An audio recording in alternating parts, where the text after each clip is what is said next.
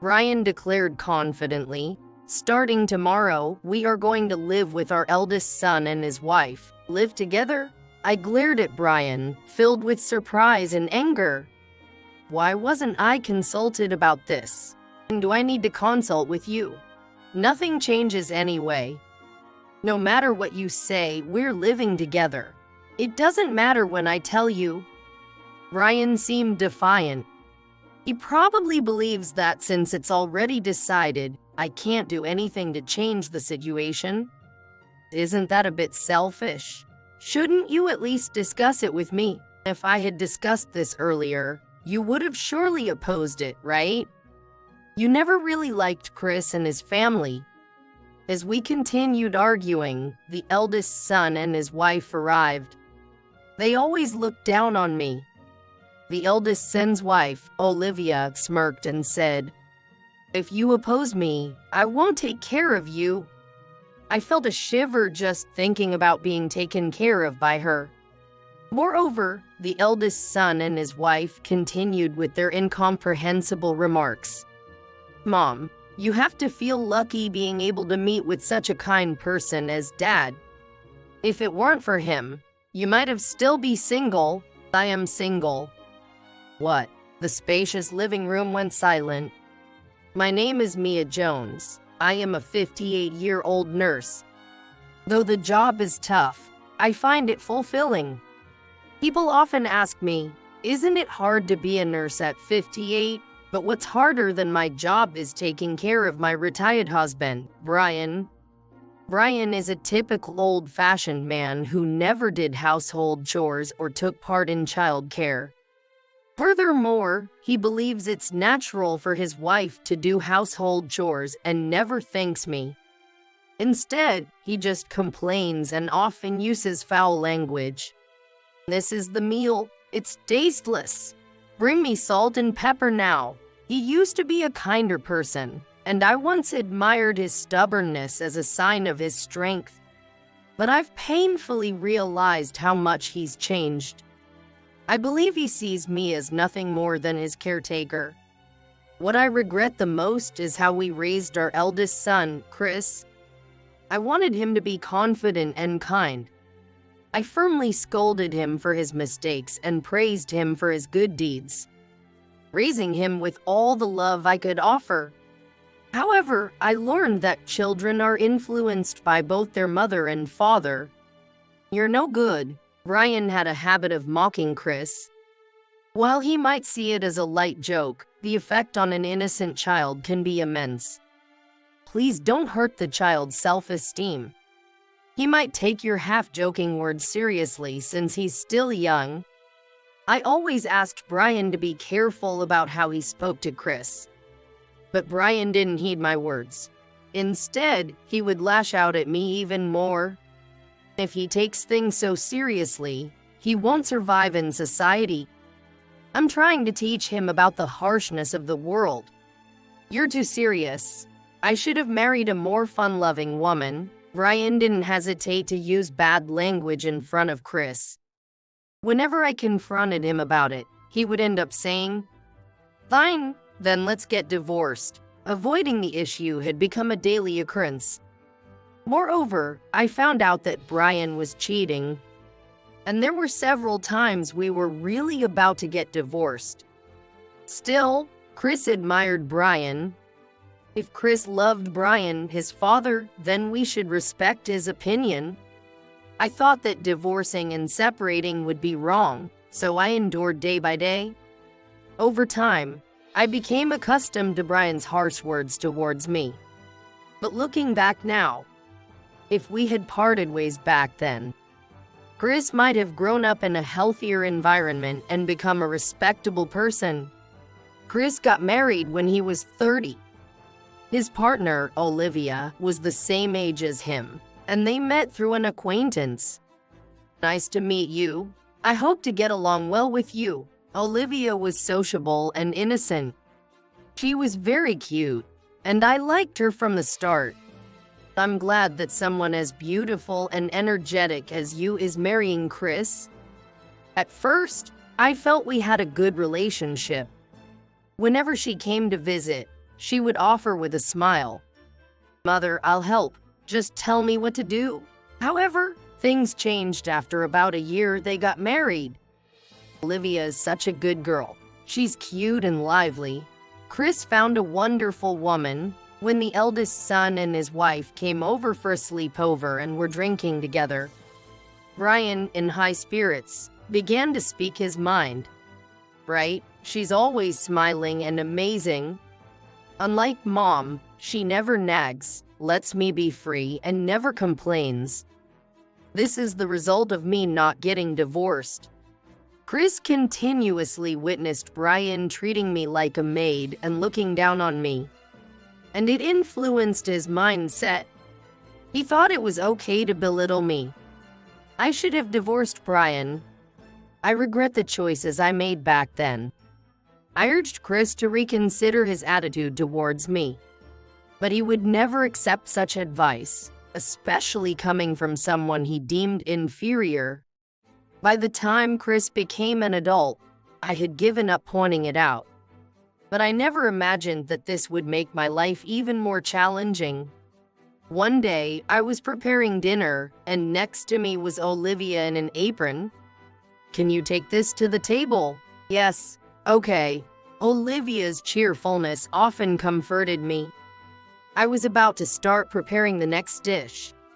Usually, after a while, Olivia would come back and ask, "What should I do next?" But today, no matter how long I waited, she didn't come back to the kitchen. What could have happened?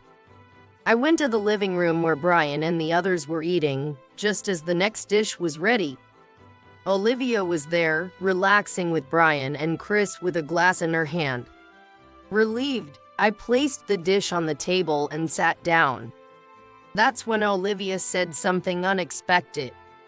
"Mother, why are you sitting down? Don't you still have chores left?" "What do you mean?" I doubted my ears, but Olivia continued with a smile. "You still have to clear the dishes, right?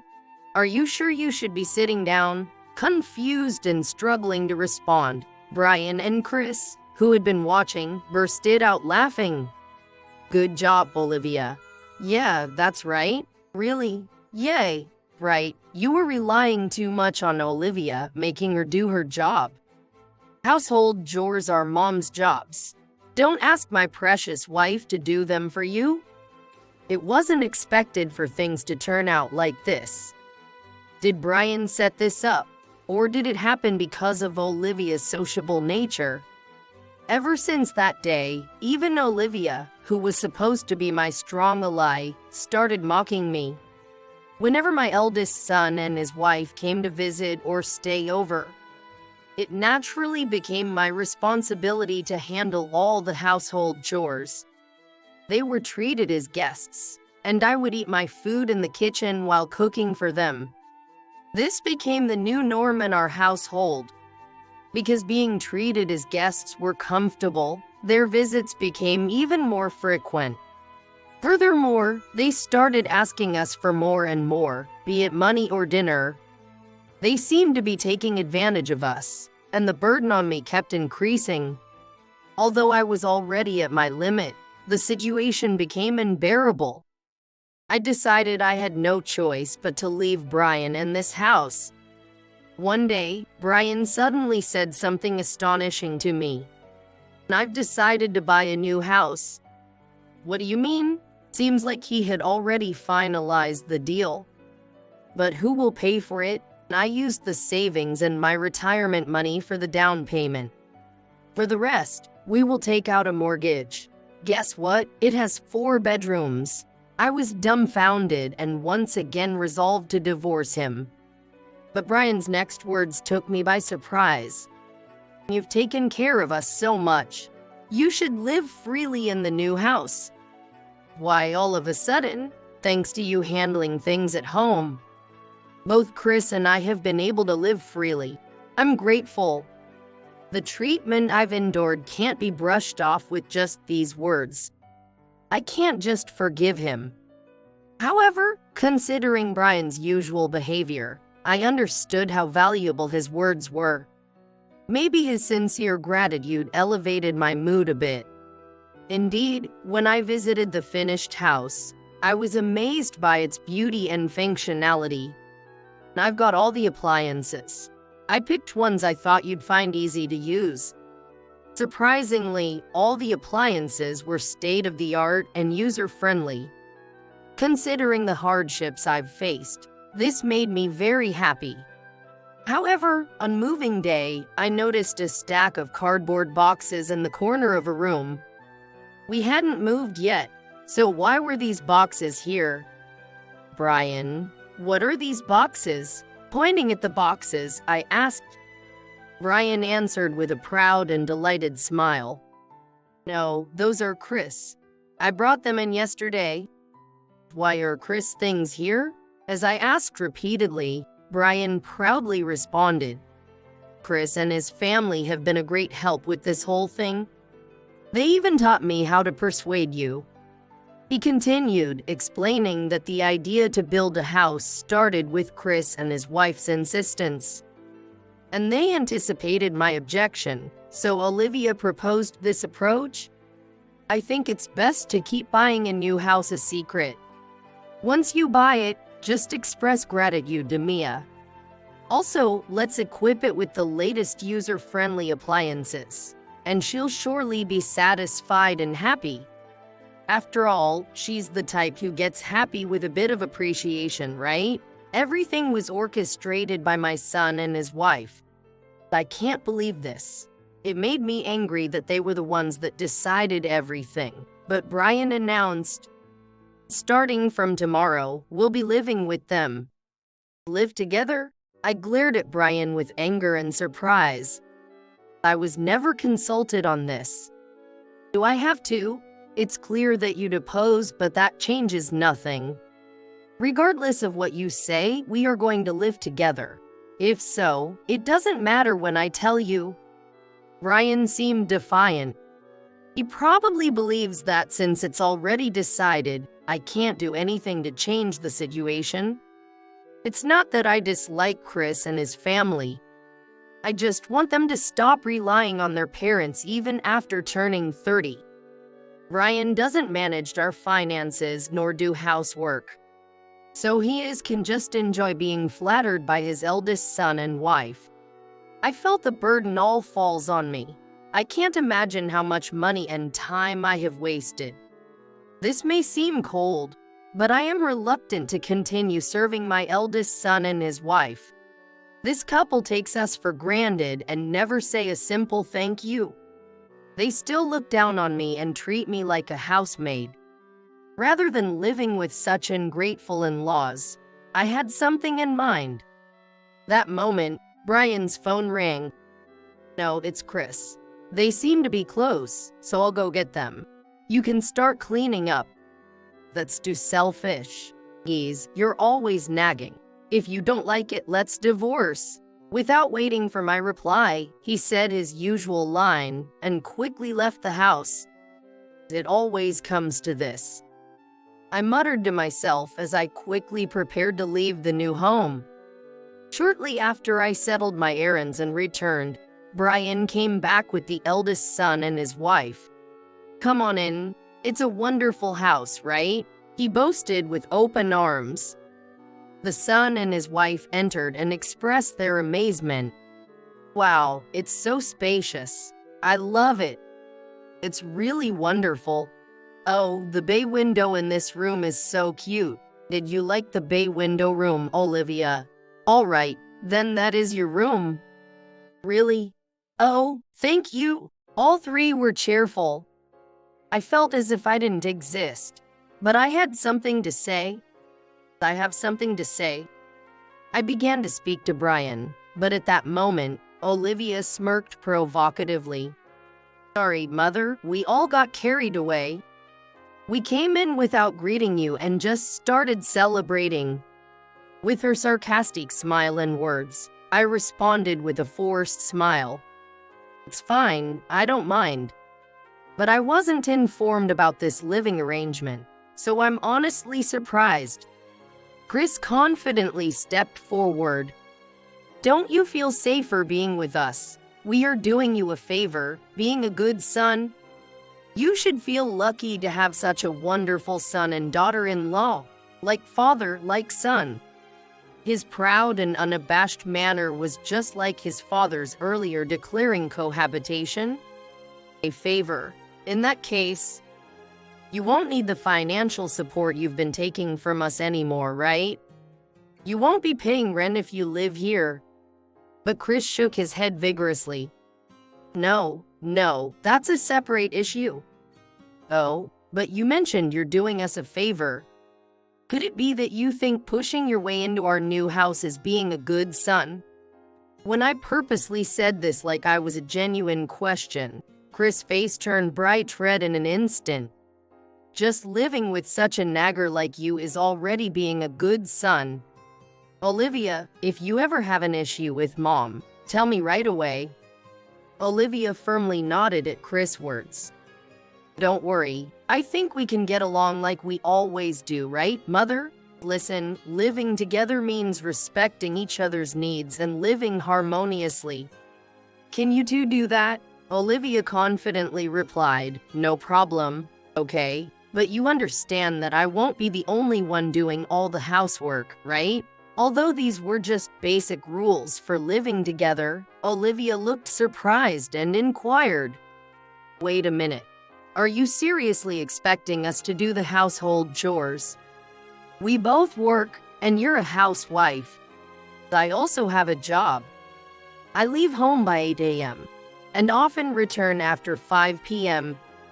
I don't have night shifts or overtime often, but my regular working hours are almost the same as others. I think I even earn more than they do. When I explained this, Olivia laughed mockingly. Even so, aren't you the housewife of this home? Household work is supposed to be done by housewives.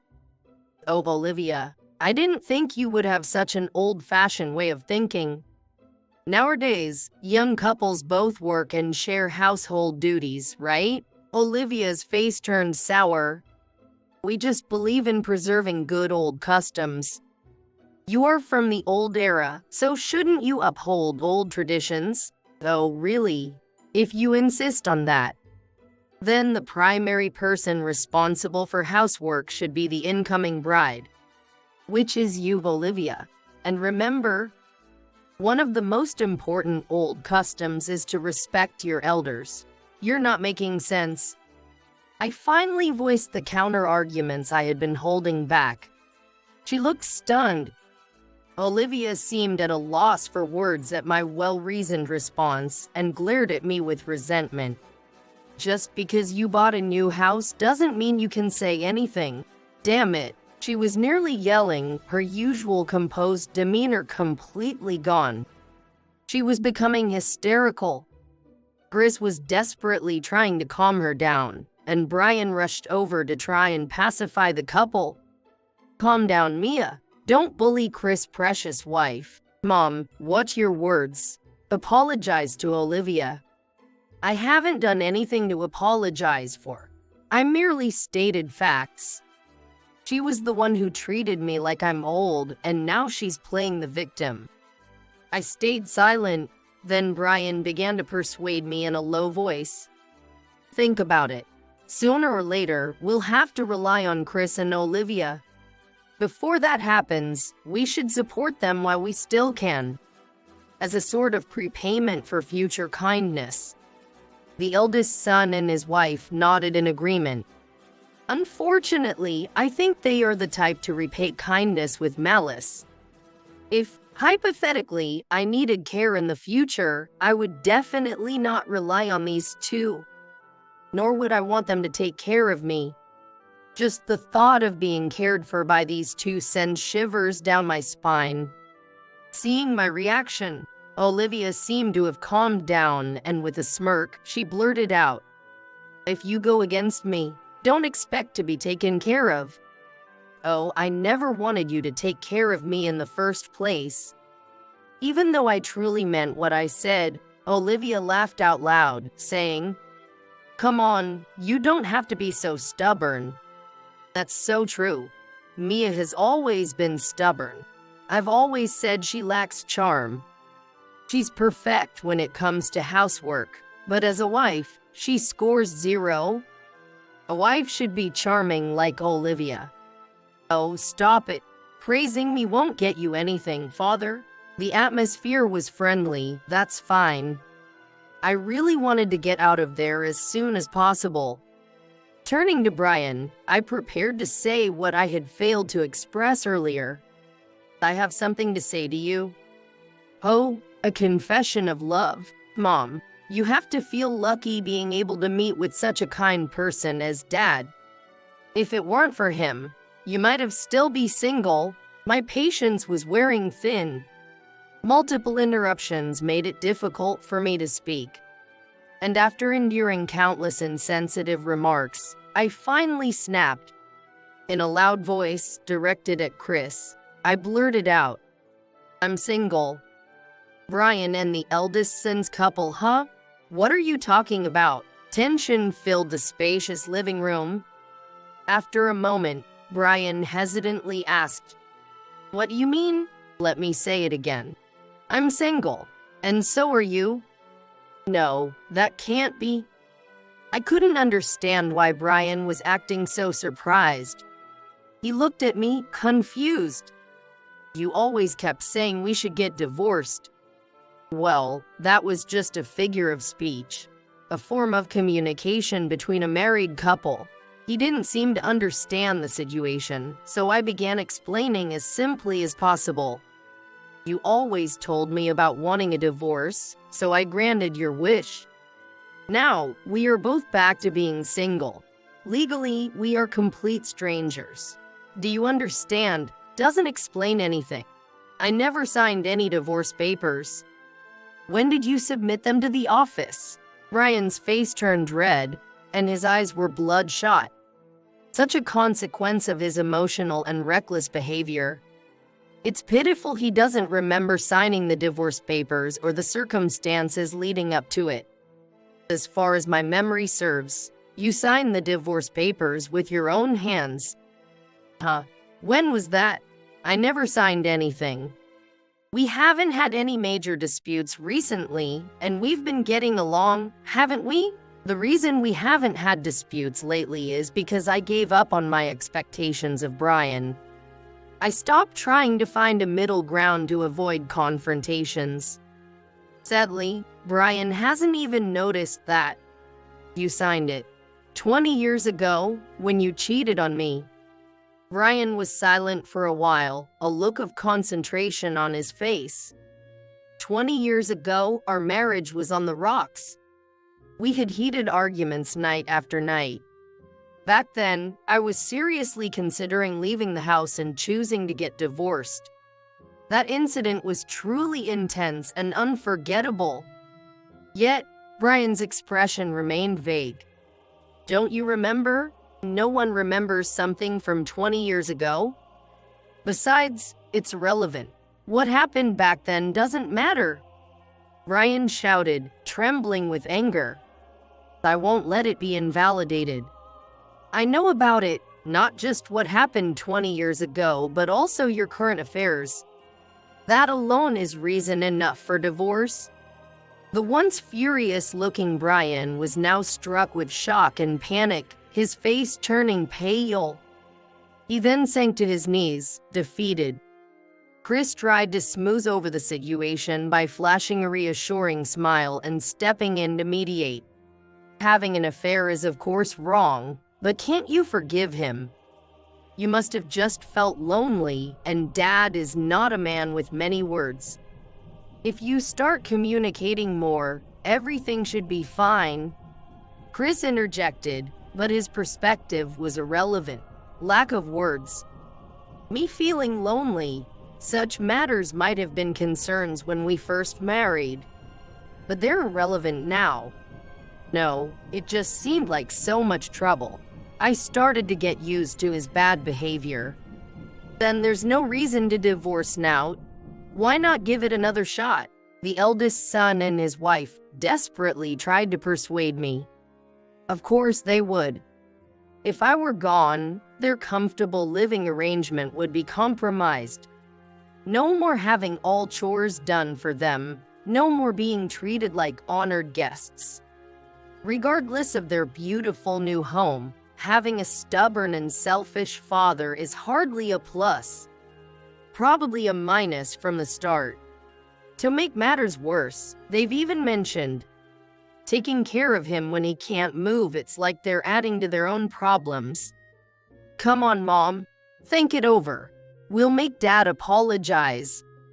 Chris tried to lift Brian up, but he seemed entirely disheartened, like a limp octopus. Dad, say something. Mom is leaving because of you. Yes, Father. The eldest son and his wife acted as if everything was only Brian's fault. I don't intend to defend Brian, but I felt their attitude was too self-centered, so I addressed them. You know, the final straw that led me to decide on divorce was the way you two behaved. What? Why is it our fault? Did you think I truly enjoyed serving you? Being used and looked down upon by you two. Ridiculed and terribly treated.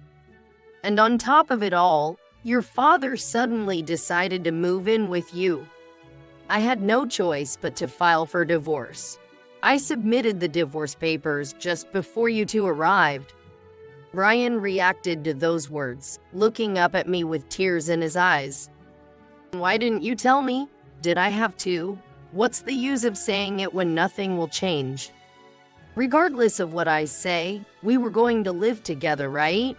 You said it yourself? Brian seemed to recall his earlier words. I'll ask my lawyer to take care of things from here. The eldest son and his wife tried to stop me, but I firmly said, go find yourself another housemaid. As I left, I heard the son, his wife, and Brian arguing. Being so alike, I wonder where they'll end up. Relieved to be free from this self-centered family, I quickly departed. I later heard that the eldest son and Brian had become estranged. The new house had to be put up for sale quickly because it seemed difficult to afford just with Brian's income. Brian returned to his childhood home and seems to be living with his nearly 90-year-old mother. It must have been unexpected for his elderly mother to have her over 60 son move back in. While I do feel sympathy for her, our relationship was never good, so I felt somewhat vindicated. It seems that the eldest son and his wife have moved to Olivia's parents' home. I heard her parents likely believe in not interfering with other people or families. The eldest son and his wife might at last learn to become independent. Even if they come to me asking for help, I have no intention of helping. With the divorce, I'm enjoying living alone for the first time in a long while. I never thought that being free from taking care of others could be so comfortable. I even have time to pursue my hobbies. I think I should have divorced sooner, but from now on, I am determined to move forward without any regrets.